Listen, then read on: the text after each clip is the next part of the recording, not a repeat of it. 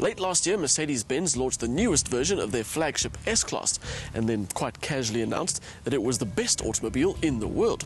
True, it does have enough luxury to satisfy a royal household and enough technology to launch its own space program, but these days, to be the best, you need more than fancy seats and lots of LEDs. You need to be efficient as well, and that in turn means moving away from burning fuel.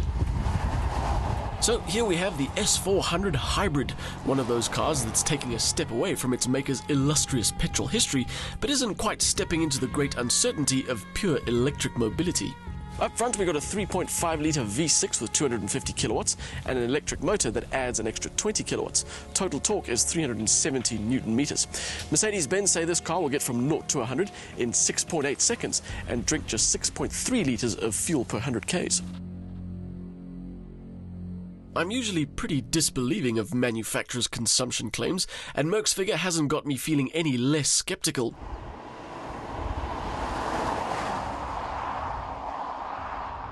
This is a big car, and the battery is compact enough to still allow for a full 510 litres of packing space. That means that whatever the small battery can supply will more than likely be eaten up over a very short distance, which means it's up to the petrol engine to do the work.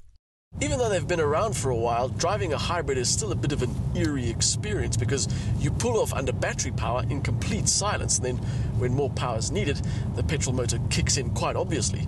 And things in here are the same but slightly different because that switch between petrol and battery power is so smooth you hardly even notice it.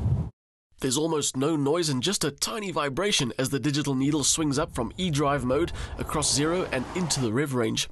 It may have stepped away a bit from its roots in terms of power supply, but the power supplied is still uncompromisingly and utterly refined.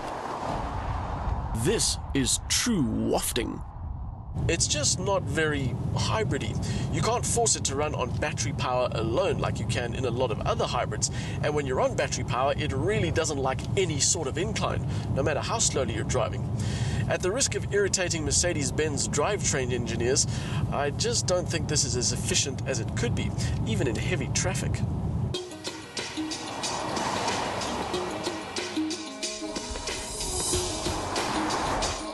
It now has the familiar start-stop system, all S-classes do, which shuts off the engine when you come to a stop. In this hybrid, when you pull off, it'll run on battery power as long as you aren't the least bit heavy with the throttle. And when you are, it fires up the V6, which then won't shut off until you've come to a complete stop again. And that's even if you've come off the throttle completely or travel at low speed in the meantime. It really does take a lot of effort to get this car to run on its electric power, and even then you're not always successful. So what's it like to drive normally?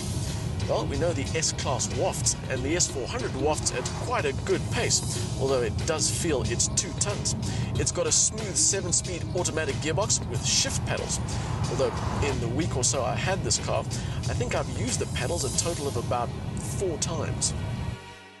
It's just not a pedal-shifting kind of car, and that's despite the fact that you can drop the dampers into sport mode.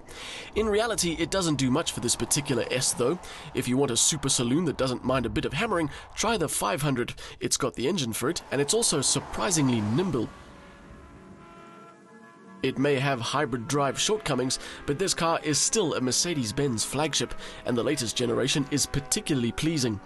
It's lost none of the dominant character of the previous S, but it now has a particular elegance to it, with well-integrated elements and some fantastic curves. It has its own particular take on what a luxury saloon should be, and it works.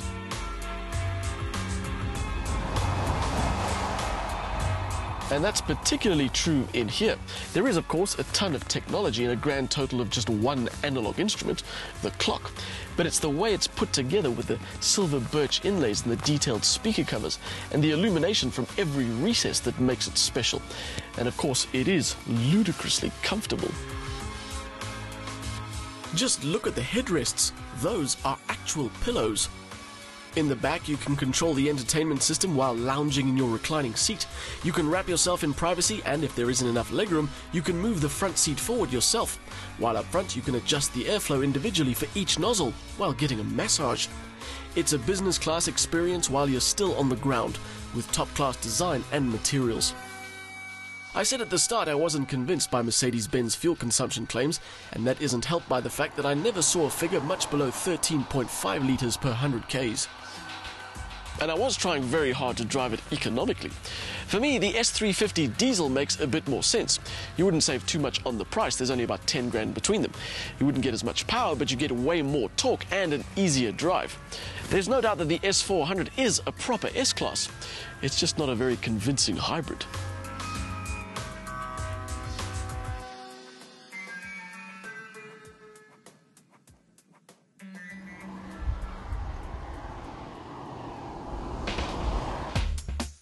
The V6 petrol and an electric motor combine to give the S400 decent everyday performance, but it's not the best hybrid drivetrain on the market by some way.